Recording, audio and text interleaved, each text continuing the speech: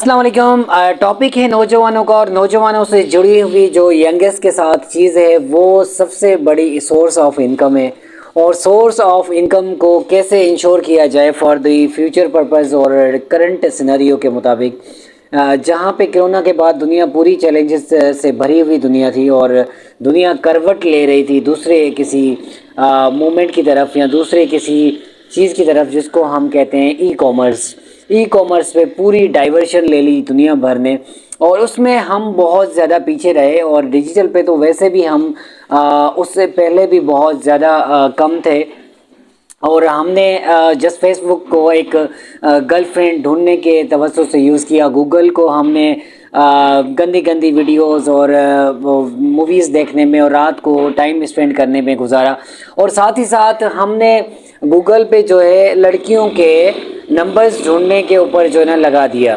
Basically ये challenge जो था ना, ये बहुत बड़ा ही मतलब ख़तरनाक हद तक चैलेंज था कि नौजवानों को आप इन चीज़ों से कैसे डाइवर्ट करेंगे सोर्स ऑफ इनकम में कन्वर्ट करने के लिए डिजिटल को।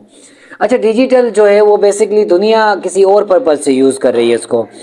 सबसे अहम और इम्पोर्टेंट जो हमारी मार्केट प्लेस है वो है यूरोप। अगर हम जब भी सैंपल की बात करते हैं या ट्रेडिंग की बात करते हैं या फिर प्रोडक्ट ई कॉमर्स की बात करते हैं, प्रोडक्ट सेलिंग की बात करते हैं, कनेक्टिविटी की बात करते हैं, तो दो ही जो सिनेरियो जो ना वो सामने आते हैं, एक यूरोप का और एक चाइना का। चाइना से आपने प्रोडक्ट्स पिकअप करके आपने सेल आउट करनी है मार्केट प्लेस यूरोप की। यूरोप एक बहुत बड़ी एक सिस्टमेटिक मार्केट है, स्ट्रक्चरलाइज्ड मार्केट है, इसलिए इसको फोकस किया जाता है।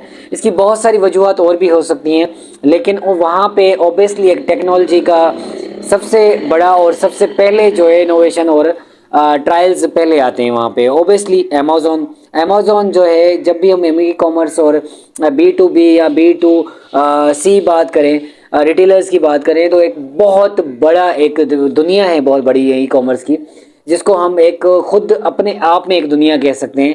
तो अगर अमेज़ॉन की बात करें हम, अमेज़ॉन की अपॉर्चुनिटी भी आने के बाद हमने उसको भी मिसयूज़ किया पाकिस्तानियों ने।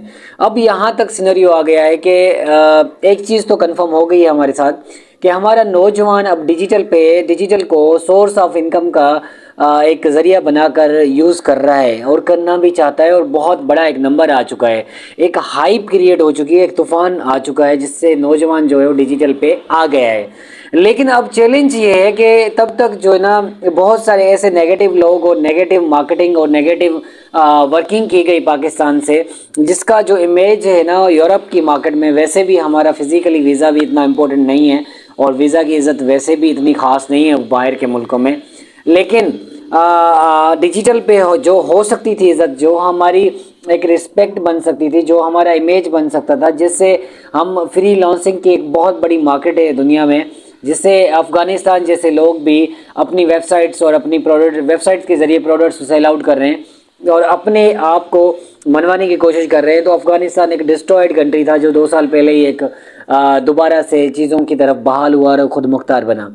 पॉइंट ये है कि हमारे तो 1947 से हम कंपेयर करते हैं अपने आप को इंडिया एंड बांग्लादेश के साथ, उसकी भी मार्केट अगर देखें तो वो मार्केट भी बहुत ज़्यादा ग्रो कर चुकी है।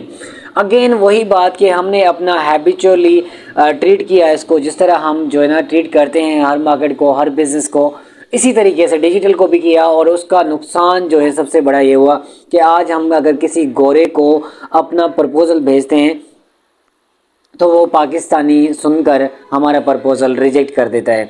इन सब चीज़ों में, इन सब चैलेंजेस में काम कैसे किया जाए और काम जो है डिलीवर कैसे किया जाए, या फ्री लॉन्चिंग की दुनिया में अपने आप को कैसे मनवाया जाए, ये तमाम चीज़ें बहुत ही काबिले गौर बातें हैं। बहुत सारी मार्केट में लोग काम भी कर रहे हैं और मुल्क का नाम भी रोशन कर रहे हैं, लेकिन ज़्यादा रेशो जो है वो नेगेटिविटी का अभी भी है। तो मेरा ये मानना है कि यार जितने भी नौजवान हैं ना, वो इन चीज़ों को ज़रूर हाईलाइट करें अपने प्लेटफॉर्म्स पे, अपने ग्रुप्स में, अपनी चीज़ों में। उन लोगों को निकाल के फेंक दें इस मार्केट से जो कि नेगेटिविटी और नेगेटिव काम जो है ना कर रहे हैं और उसको प्रमोट भी कर रहे हैं।